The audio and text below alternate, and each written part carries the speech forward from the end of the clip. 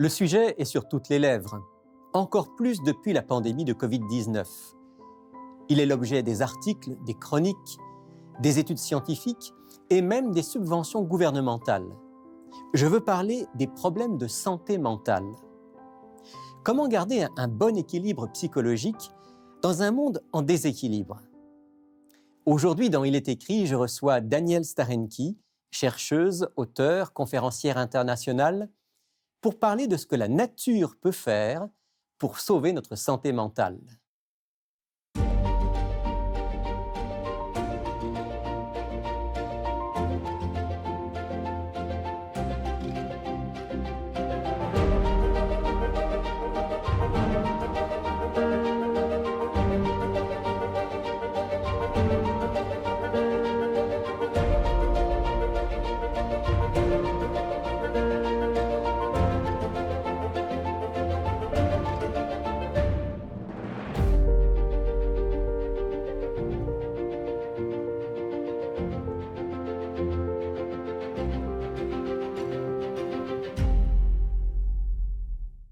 Danielle Starenky, bonjour.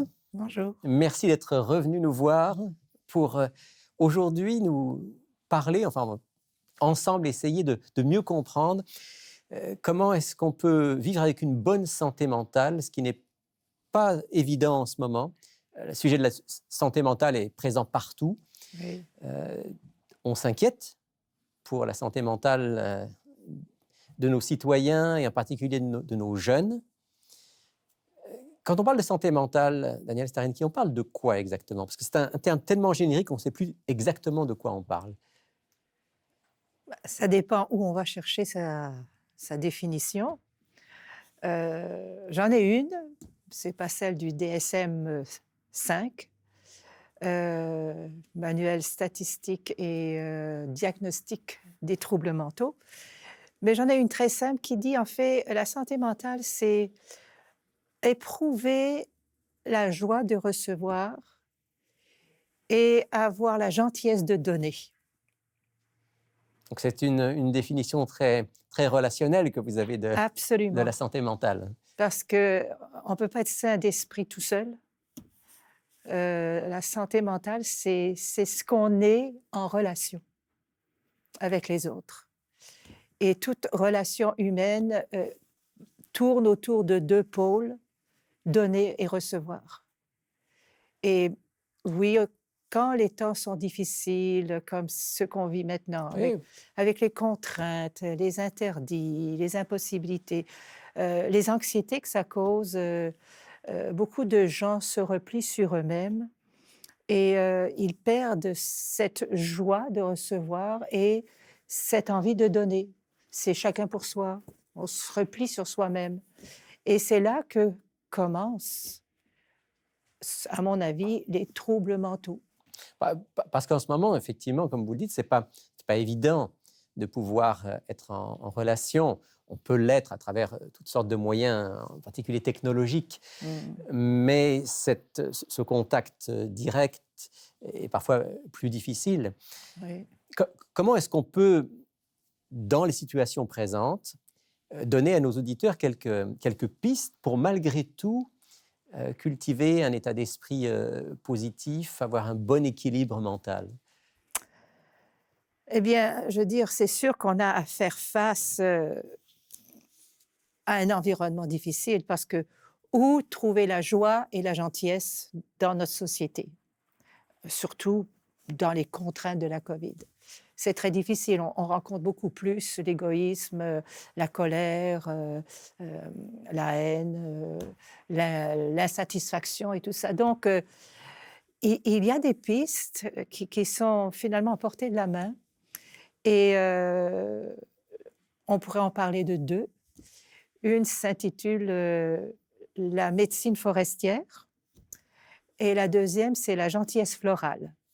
Donc, Donc on parle de deux éléments de la nature. Deux éléments de la nature. En fait, vous nous dites, pour avoir une bonne santé mentale, surtout dans le contexte actuel, on a besoin de la nature. On a absolument besoin de la nature. Enfin, on a besoin de sortir. On a besoin d'aller dehors et on a besoin de voir autre chose que ce que les écrans nous projettent.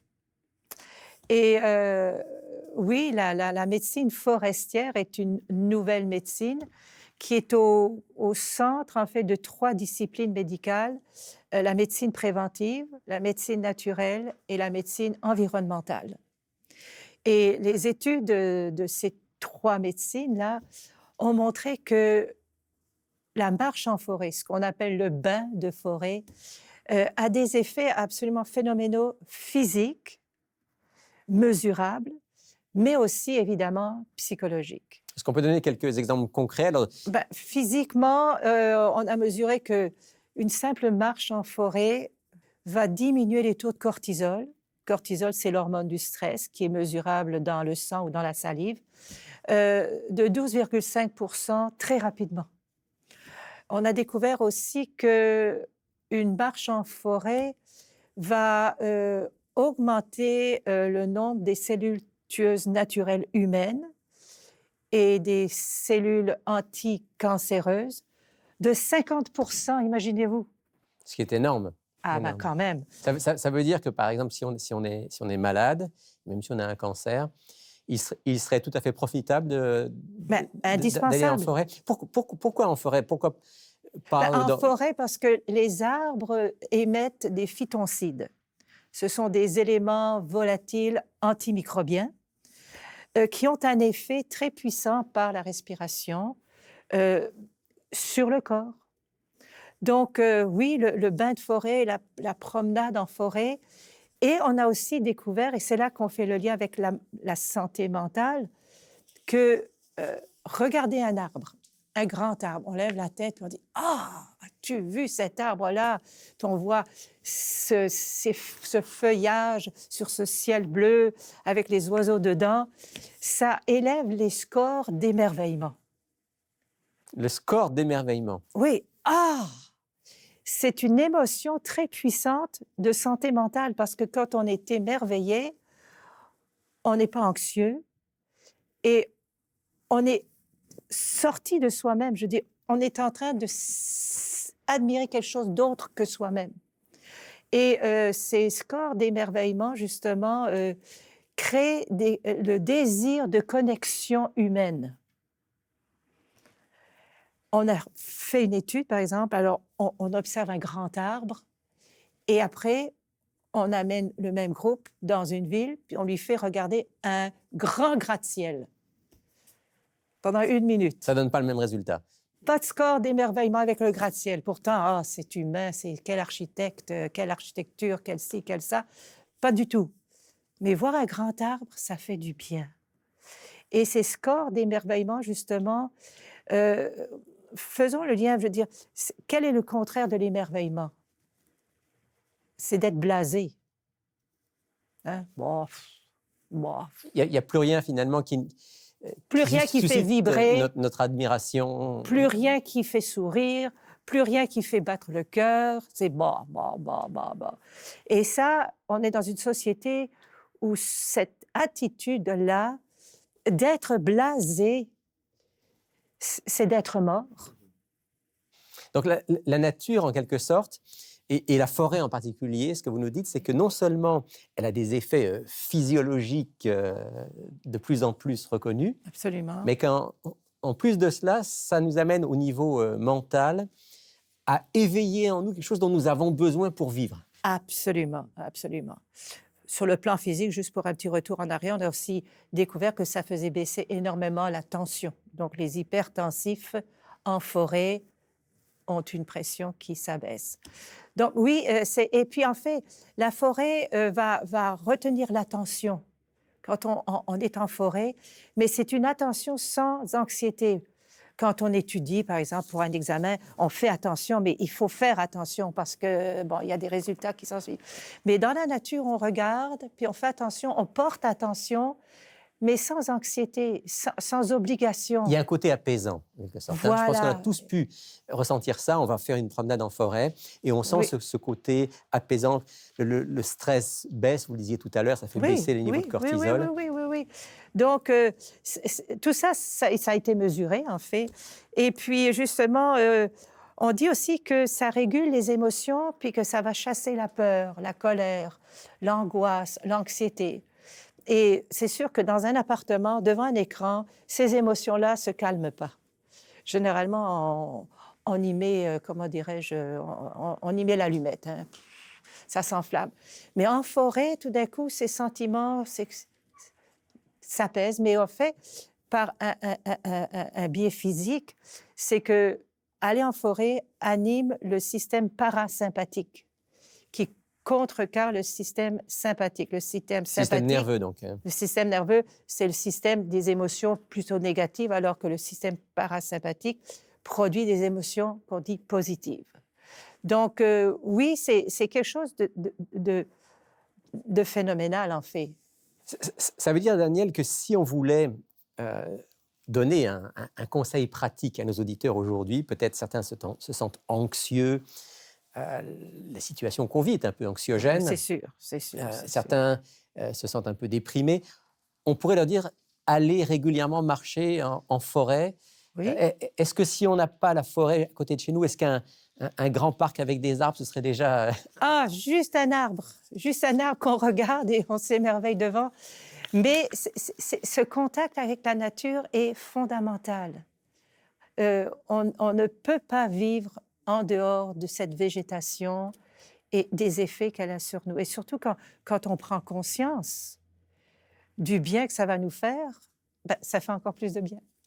Alors, ce qui est intéressant, c'est que là, on parle de la... Peut-être, excusez-moi, mais juste la durée des bons effets. Oui.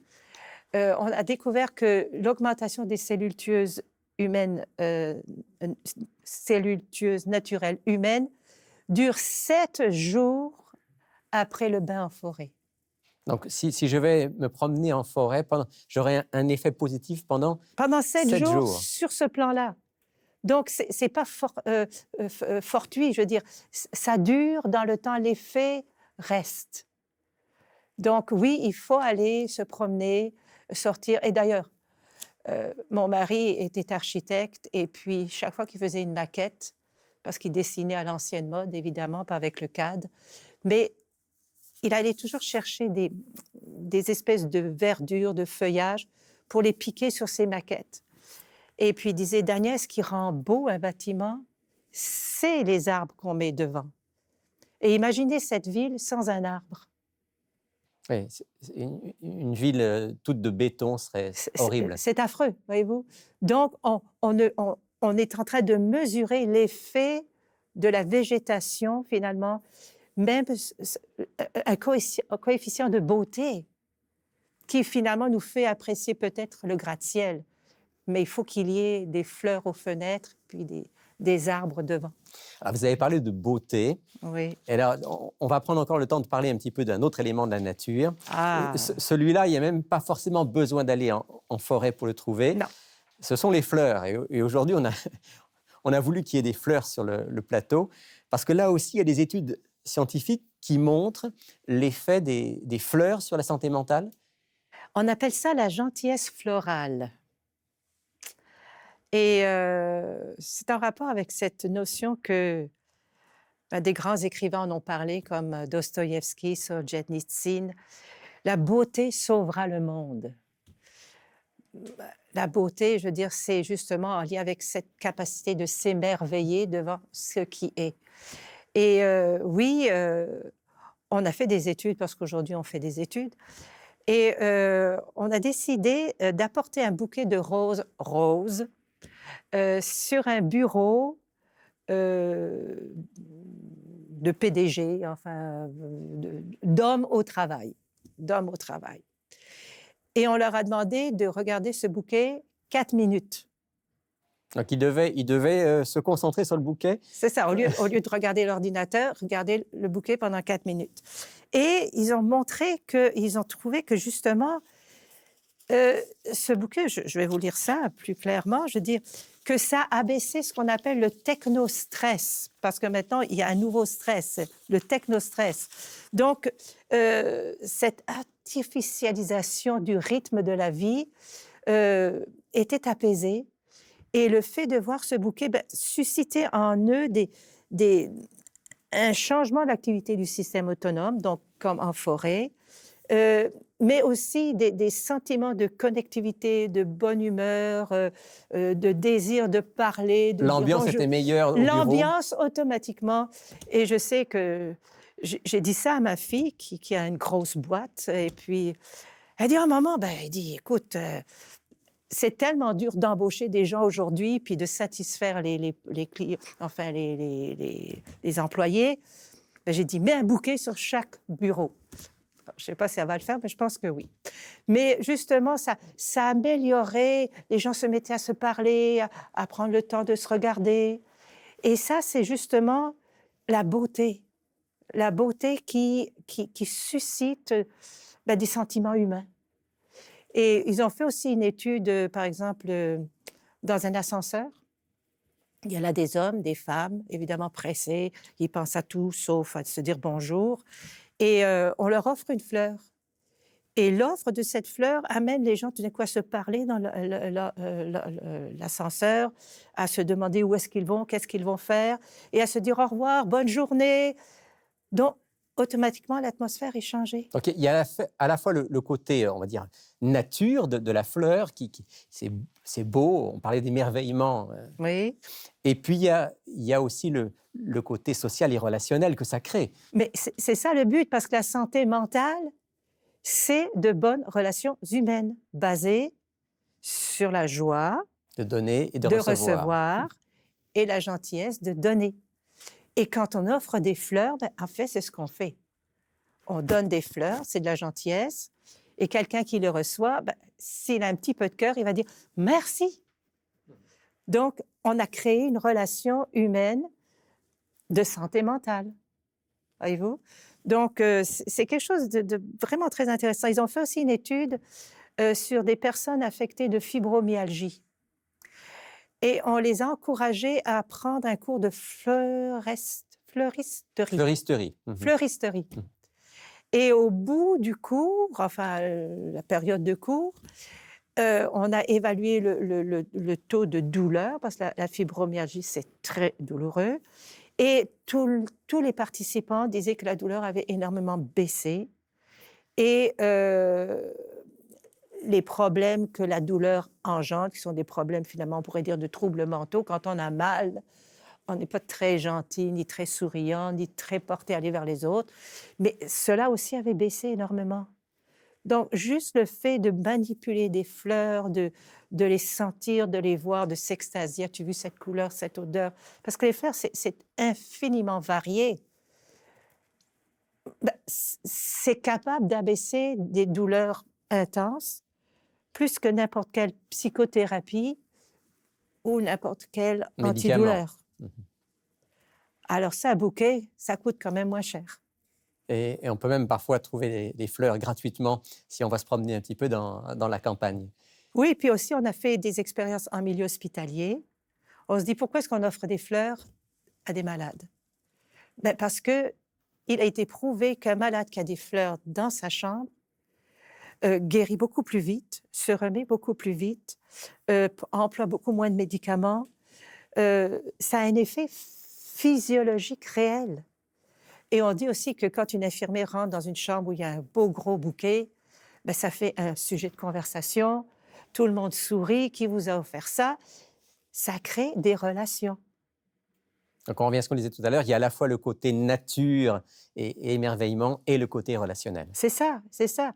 Et puis pour amener ça à la santé mentale, ben, c'est ça la santé mentale. Et on a ça finalement à la portée de la main si on y pense, voyez-vous? Et on dit toujours que les bouquets, bon, c'est pour les amoureux, pour dire je t'aime, mais ça peut faire infiniment plus que ça. Ça peut justement rapprocher les gens. Ça peut être dans la relation entre voisins, entre collègues de travail, au sein de la famille. Et quelle plus grande joie que de dire qu'on se sent en fait entouré, apaisé. L'anxiété disparaît quand on se sent en sécurité avec du bon monde. Hein? Et je suis tombée sur l'action d'un phénoménal fleuriste à New York qui, lui, a décidé de ne pas faire juste des grands événements pour de très grands riches, avec des fleurs qui coûtent peut-être des millions, je ne sais pas, mais enfin, très cher. Il dit, on fleurit, la fête est finie, on ramène des fleurs, elles sont encore bonnes, c'est encore belle, elles ont encore 1 ou 2 jours de vie, certainement. Et tout d'un coup, il a dit, mais qu'est-ce que je pourrais faire pour rendre aux autres avec ces fleurs? Qu'est-ce que je pourrais faire? Et l'idée lui est venue de faire ce qu'il appelait des flower flashes. C'est-à-dire qu'il se lève à 5 heures du matin, il ramasse les fleurs de la veille et il s'en va fleurir une bouche de métro, un dépotoir, des poubelles, des statues. Un peu de beauté là où il n'y en a pas beaucoup. Voilà, et il fait ça à New York. Et en filmant la réaction des gens qui se lèvent le matin à 5h30, 6h, parce que lui, il a déguerpi, il n'est plus là, c'est « Ah, qui a fait ça? Et pourquoi? Et comment? » Et les gens commencent la journée en souriant, en se parlant les uns aux autres. Et c'est sûr que les effets, ça a été mesuré, durent dans le temps. La journée est transformée en quelque sorte. Pas seulement la journée, mais un bouquet de fleurs offert à quelqu'un qui a été donné avec gentillesse et reçu avec gratitude, ben, l'effet dure 3-4 jours. Pendant 3-4 jours, on voit les fleurs, puis on a ce sentiment de connectivité. Et puis, évidemment, ça chasse les pensées de dépression, de tristesse. Et vous avez employé, Daniela Sarenki, plusieurs fois durant cette émission le mot émerveillement. Oui. Émerveillement face à l'arbre majestueux, émerveillement face à la beauté des fleurs. Finalement, derrière cet émerveillement pour un croyant, puisqu'on est dans l'émission, il est écrit, il y a aussi l'émerveillement devant l'œuvre du Créateur. Absolument. Et je crois que ça ajoute une énorme dimension à l'émerveillement. Parce que c'est pas là pour rien, c'est qu'il y a une intention. Il y a une intention dans ces arbres, il y a une intention dans ces fleurs, une intention de nous faire du bien et de nous passer un message. On sait très bien que quand quelqu'un nous offre des fleurs, des roses rouges, c'est un peu pour dire « je t'aime ». Et puis, on pourrait se dire, qui offre à l'humanité cette variété infinie de fleurs, de toutes les couleurs, toutes les formes, tous les parfums possibles et imaginables, ben, c'est quelqu'un qui nous dit « je t'aime ». Et donc, c'est extrêmement rassurant. Et ça m'amène peut-être à terminer notre échange en lisant un texte qui se trouve dans la Bible, dans le livre des Psaumes, au chapitre 92, où justement l'auteur de ce psaume exprime cette reconnaissance et cet émerveillement.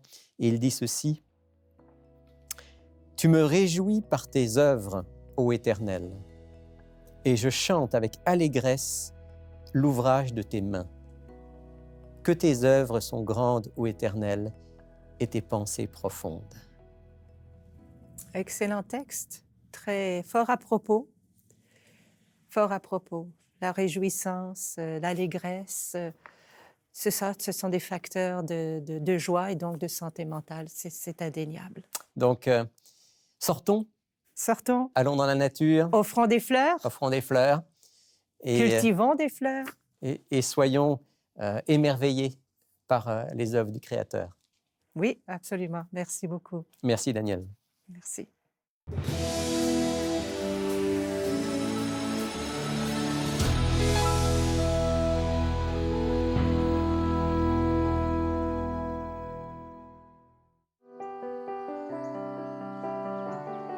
Fais-moi dès le matin entendre ta bonté, car je me confie en toi. Fais-moi connaître le chemin où je dois marcher,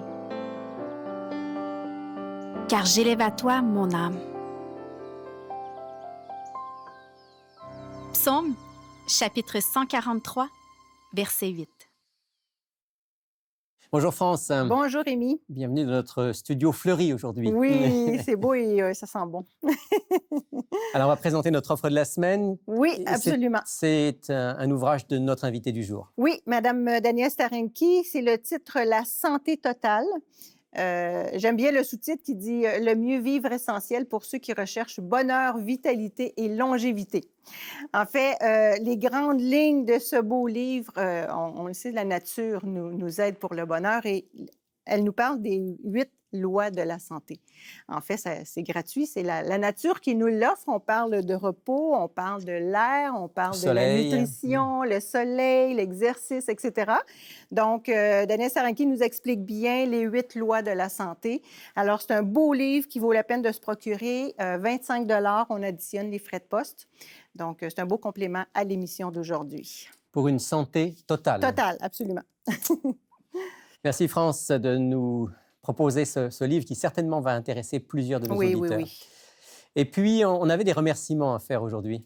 Oui, il ne faut pas hésiter à remercier parce qu'il y a quelques émissions passées, on avait expliqué un petit peu à nos auditeurs comment Il est écrit financièrement était soutenu. Et on remercie Dieu aussi, en plus de nos auditeurs, parce que Dieu a répondu, les auditeurs ont été généreux et on avait plusieurs projets pour l'année en cours. Et il y a quelques projets qui ont été comblés dans le sens que... Couverts par des dons. Voilà. Donc, les montants qu'on avait besoin, entre autres, bon, là, on a un projet de changer de décor. On avait le projet du travail sur le cours sur l'Apocalypse. Le cours biblique sur l'Apocalypse qu'on aimerait pouvoir sortir dans les mois qui viennent. Et qui était... Le travail était financé par un auditeur aussi. Oui, voilà. Puis... un nouveau site web. C'est ça, un autre beau grand projet qui a été couvert. Et il reste encore, il faut quand même le dire, même aux auditeurs, il reste encore des projets qui ne sont pas couverts, mais on veut quand même être très reconnaissant déjà pour le soutien concret qu'on a reçu de plusieurs. Et si les gens veulent savoir les projets qu'on a en cours, sur le site web, ils peuvent trouver le détail des différents projets. Donc, allez sur le site web, allez dans faire un don, quelque chose comme ça. Voilà. Et puis là, il y a un peu le détail des besoins. Oui, absolument. Que nous avons. On voit bien les dons qui rentrent au fur et à mesure. Donc, un grand merci à nos auditeurs.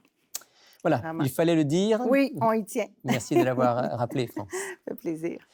Et si vous voulez profiter de notre offre de la semaine, eh bien, voici maintenant comment le faire. Pour effectuer votre commande, écrivez-nous à Il est écrit, casier postal 99, succursale Rosemont, Montréal, Québec, H1X3B6. Vous pouvez également passer votre commande sur le web à ilétécrit.tv ou par téléphone au 514-729-3515 dans la région de Montréal et sans frais au 1-866-729-3515 pour l'extérieur de Montréal. C'est la fin de cette émission. Merci de nous avoir suivis. On se retrouve bien sûr la semaine prochaine. Mais d'ici là, souvenez-vous, il est écrit « L'homme ne vivra pas de pain seulement, mais de toute parole qui sort de la bouche de Dieu ».